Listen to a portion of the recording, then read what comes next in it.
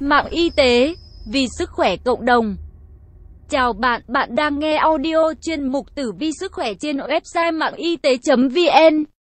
Năm 2018 của Cự Giải, đỉnh cao danh vọng hay vực thẳm cô đơn. Tử vi cung Cự Giải 2018. Do sự thay đổi lớn quỹ đạo của mặt trăng, nên tâm thế của Cự Giải không ổn định, tâm trạng thất thường.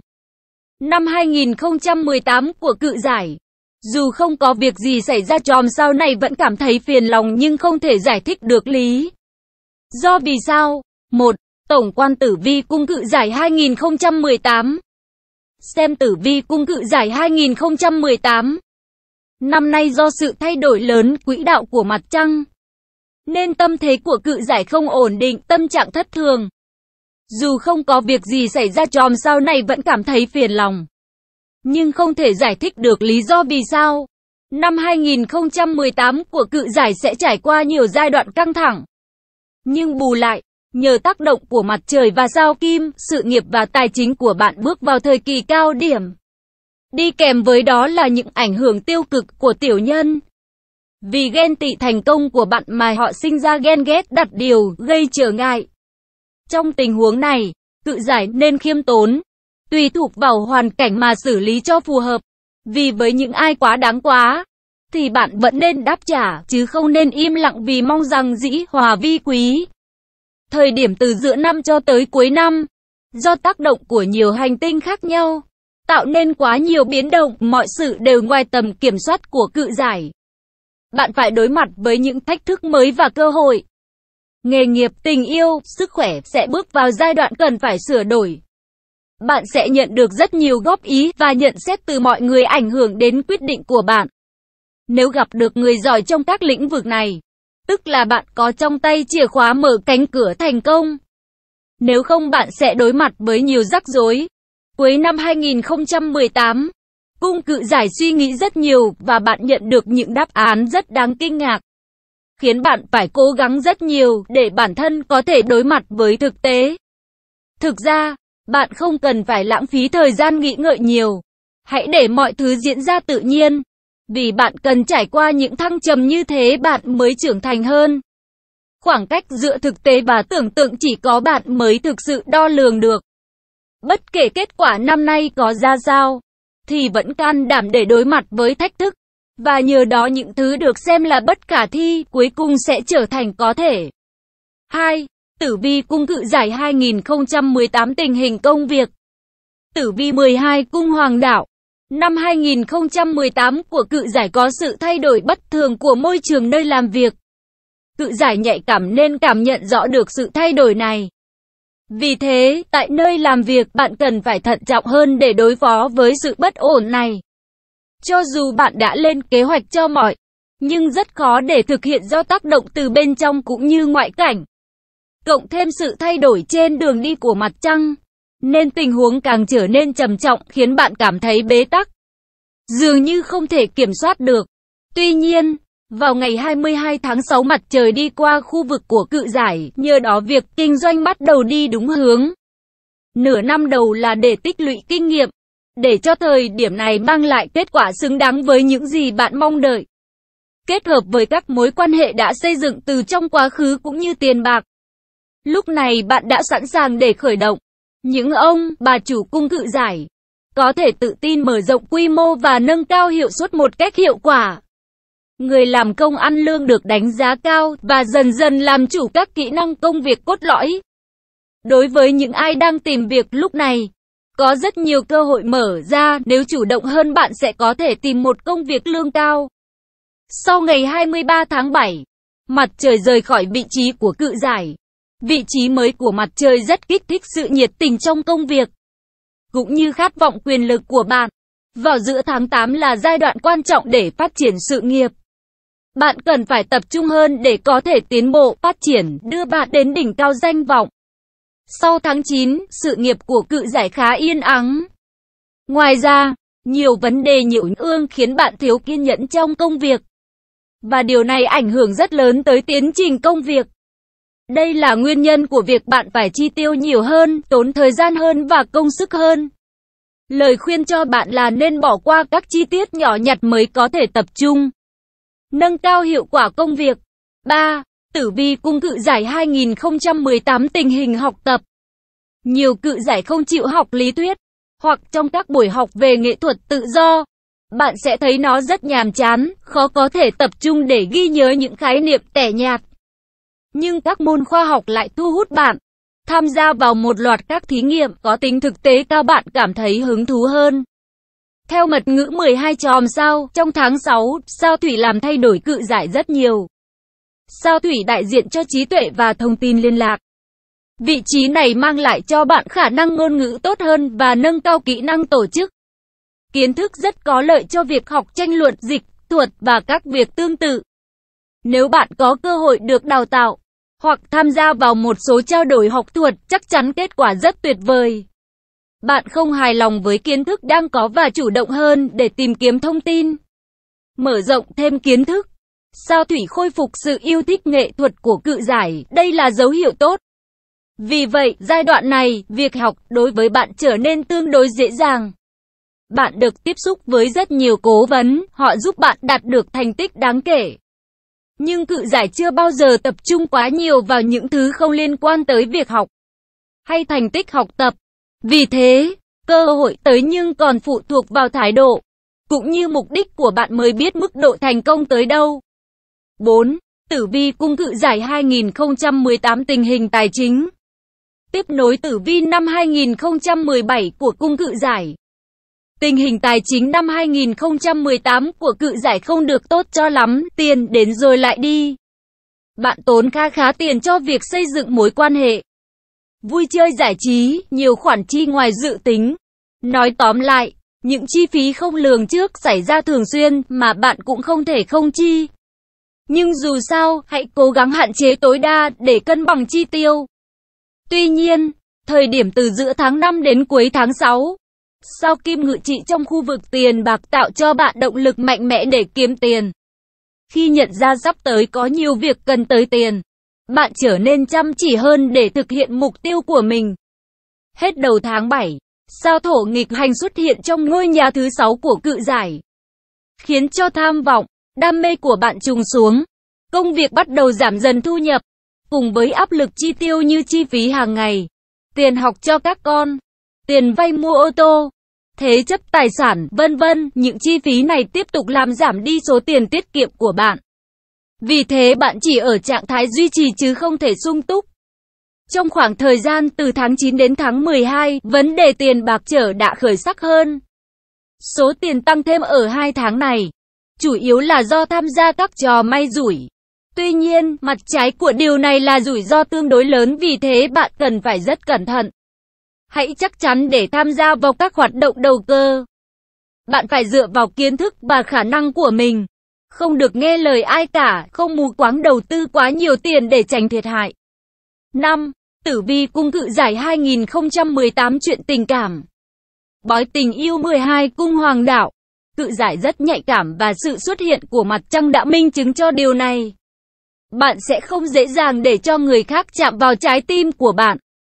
Nhưng một khi có được tình yêu, bạn có xu hướng bảo vệ khá kỹ càng. Vì vậy, trong tình yêu, cự giải dễ bị tổn thương. Trong năm 2018, bạn vừa trải qua niềm vui lẫn nỗi buồn trong chuyện tình cảm, nhưng phần lớn trong đó là nỗi buồn. Với những cự giải đã kết hôn, năm nay có sao Kim mang lại may mắn cho việc kết nối, làm quen, có thể xuất hiện thêm tình cảm với người khác phái. Đây là nguyên nhân dẫn đến sự nghi ngờ trong tình cảm. Thậm chí nếu bạn đã cố gắng để giải thích, đối phương rất khó có thể bỏ qua. Cách duy nhất là nên hoàn toàn cắt đứt liên lạc với người khác giới kia, nếu không muốn chuyện này làm ảnh hưởng tới hạnh phúc gia đình.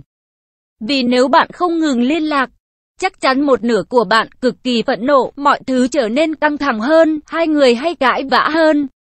Về lâu về dài mọi thứ sẽ không thể cứu vãn được nữa. Với những cự giải đang yêu, trạng thái cảm xúc không được suôn sẻ. Vì quỹ đạo của mặt trăng thay đổi liên tục càng làm tăng độ nhạy của cự giải.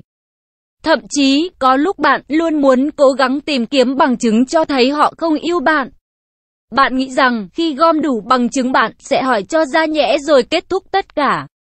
Trong thực tế, Điều này là do từ bên trong cự giải đang cảm thấy thiếu cảm giác an toàn. Nếu bạn tự tin và dành cho đối phương sự tin tưởng hơn nữa, thì tình cảm có thể tiến xa hơn. Những người đang độc thân thì thời điểm vận đào hoa nở rộ đó là tháng 5 và tháng 6. Trước và sau thời điểm này, mặc dù xung quanh bạn có rất nhiều người theo đuổi nhưng thiếu những người chân thành. Thậm chí, vì họ không đạt tiêu chí của mình nên bạn tỏ ra rất kiêu ngạo. Tuy nhiên, vào trong tháng 5 và tháng 6, bạn mở cửa trái tim để đón nhận tình yêu đích thực. Lúc này bạn chỉ cần cố gắng cải thiện bản thân thì may mắn sẽ gõ cửa. 6. Tử vi cung cự giải 2018 tình hình sức khỏe. Tử vi năm 2018 của cự giải. Sao Hải Vương ở lại rất lâu trong vị trí của cự giải. Vì thế bạn nên tìm đến thiền như là cách để cứu cánh khi nguy cơ dễ bị rối loạn lượng cực. Lo âu, muộn phiền kéo dài. Nếu bạn để tình trạng này quá lâu, khả năng lớn là hệ thống miễn dịch suy giảm, rối loạn nội tiết, tinh thần đi xuống và có thể gặp nhiều bệnh khác. Bạn trở nên cực đoan hơn do những cảm xúc tiêu cực bủa vây. Vì vậy, khi bạn thấy trong đầu mình bắt đầu những câu hỏi mỗi lúc một nhiều, nên học cách tĩnh tâm bằng cách tìm đến thiền. Sao Diêm Vương cũng ở khá lâu tại khu vực sức khỏe, khiến bạn bận rộn với công việc, ít thời gian tập thể dục. Đó cũng là lý do bạn lười biếng, thích ngủ bù hơn là dậy tập thể dục. Nhiều giờ làm việc quên ăn uống, giờ giấc bị đảo lộn, sức khỏe không được tốt. Ngay lập tức bạn phải áp dụng chế độ ăn uống hợp lý. Không quên tập thể dục thường xuyên và đảm bảo thời gian nghỉ ngơi phù hợp. Để tăng cường sức khỏe mới mong có nhiều năng lượng hơn cho công việc. Cuối tháng 11 đến tháng 12, sao Mộc xuất hiện trong khu vực cự giải, do đó thời gian này bạn sẽ có rất nhiều chuyến đi du lịch. Lúc này bạn thường mệt mỏi và cảm thấy lười di chuyển. Vì thế nên cân nhắc có nên tham gia nhiều chuyến đi đến như thế hay không. Dù sao cũng nên để sức khỏe được phục hồi thì làm việc gì cũng tự tin hơn. 7. Tử vi cung cự giải năm 2018 theo từng tháng. Tháng 1 dương lịch theo lịch vạn niên. Sao Mộc là hành tinh lớn nhất trong hệ mặt trời. Và sao Mộc gần khu vực tình yêu của bạn mang lại cho bạn nhiều may mắn. Nhưng tất cả phụ thuộc vào cách bạn hành động. Miễn là bạn biết làm thế nào để trao yêu thương. Tháng 1 này vận đào hoa sẽ nở rộ, có thể bạn đón nhận tin vui cưới hỏi. Công việc cũng tốt, việc kinh doanh nhờ sao Mộc che chở nên thuận lợi. Đừng ngần ngại đưa ra những quyết định quan trọng. Ngày 8, 17 và 20 rất thuận lợi cho việc phỏng vấn xin việc làm. Tháng 2, sao Thủy nằm đúng vị trí của sao Ngư vào Bạch Dương. Điều này đại diện cho hai hiện tượng. Một là cảm xúc, hai là công việc của bạn. Bạn có thể gặp tình trạng mơ hồ trong mọi việc. Bạn không phân định được giữa việc công và việc tư. Vì cảm thấy khó bày tỏ nên bạn chọn cách giữ im lặng. Đừng quên lắng nghe để nắm bắt suy nghĩ của đối phương. Sẽ có lúc bạn nói ra được những gì họ muốn nghe. Tháng 3, bạn có thêm những ý tưởng và chiến lược mới, hoặc đối tác đáng tin cậy mang lại những cơ hội mới. Bên cạnh đó, có những người muốn đợi thêm và trì hoãn cơ hội khiến bạn cảm thấy lo lắng. Ai đang độc thân có cơ hội tìm thấy hạnh phúc cho mình sau bao ngày mong đợi. Những ai đang yêu có đôi lần nghĩ về tương lai của hai người. Những hạnh phúc, niềm vui nhỏ nhỏ thắp lửa trong trái tim bạn. Ai đang có ý định đầu tư nên cẩn thận, thời điểm này không phù hợp cho các kế hoạch tương tự. Tháng 4, trong tháng này, tình hình tài chính của cự giải khá khả quan. Nhưng để tạo ra bước đột phá lớn bạn phải chủ động, không ngại những nhiệm vụ khó khăn. Việc thăng tiến trong công việc có thể xảy ra. Nhưng bạn gặp đối thủ khá mạnh nên cần phải nỗ lực thật nhiều thì mong muốn mới được toại nguyện. Một lưu ý nhỏ là bạn phải biết kiểm soát nguồn thu, nguồn chi cẩn thận. Tình cảm đang vào giai đoạn ổn định. Giữa hai người giống có sự thân thuộc nhất định nhưng mặt trái của nó là không có sự tươi mới. Nói chung, mọi việc đều khá trơn tru. Không có nhiều trở ngại, bạn cảm thấy hài lòng, không phải lo lắng nhiều. Tháng 5, mặc dù năng lực quản lý tài chính của cự giải vốn rất tốt, nhưng trong tháng này thị trường tài chính xảy ra nhiều điều bất ngờ. Nên bạn phải chịu trách nhiệm về tiền bạc của mình, bạn khá bảo thủ trong các quyết định. Tình hình sức khỏe không có gì đáng để lưu tâm, nhưng bạn hay buồn ngủ, khó tập trung làm việc. Lời khuyên cho bạn là cuối tuần không nên chỉ ở nhà, mà nên ra ngoài nhiều hơn. Hơn nữa, nên chú ý đến sức khỏe của người già ở trong gia đình. Tháng 6 năm 2018 của Cự Giải. Tháng này dễ nảy sinh tranh cãi với một nửa của mình, tốt hơn hết là nên kiềm chế cảm xúc. Với những ai đang độc thân, không nên mù quáng trong tình cảm, vì không giỏi trong việc kiểm soát cảm xúc, nên dễ gặp phải rắc rối trong giai đoạn tìm hiểu đối phương. Các mối quan hệ khác xung quanh Cự Giải khá hài hòa, và các thành viên trong gia đình rất dễ chịu. Trong tháng này, mặc dù tình hình tài chính tương đối ổn định nhờ tính cách tiết kiệm của bạn, nhưng vẫn có những khó khăn bất ngờ ập tới. Lời khuyên là bạn nên giảm chi tiêu về mức tối thiểu.